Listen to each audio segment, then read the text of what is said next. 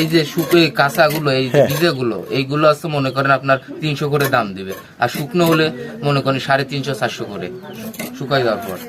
আমি কিন্তু আপনাদের এই নিয়ে একটা প্রতিবেদন করছিলাম, সেই প্রতিবেদনে অনেকেই বলছে যে আপনাদের কাছে 350-300 টাকা করে কিনে নিয়ে যায়, অথচ ইন্ডিয়ান বাজারে এটার মূল্য 3000 টাকা কেজি।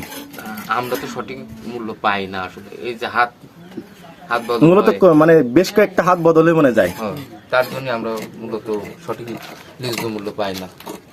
বন্ধুরা, আপনারা দেখতে পেলেন যে গাছে লেগে থাকা যে ছত্রাক বা ভাইরাস, যেটাই বলেন না কেন, কারণ এগুলো আমি কিন্তু সেই ছোটবেলা থেকেই দেখে আসছি। তবে এগুলো যে কোনো কাজে লাগে এটা কিন্তু আমার কাছে নতুন। ইনারাও জানে না যে এটা মূলত কি কাজে লাগে, আমিও জানি না এটা কি মূলত কি কাজে লাগে। তবে যাই হোক, যে এমন একটা জিনিস যে বাংলাদেশের বাজারে বা বাংলাদেশ থেকে ইন্ডিয়াতে রপ্তানি হচ্ছে বা ইন্ডিয়ার বাজারে বিক্রি হচ্ছে, এটাই আমাদের জন্য অনেক কিছু। তো এই ছিল আজকের মতো, আবারও দেখা হবে নতুন কোনো দিনে নতুন কোনো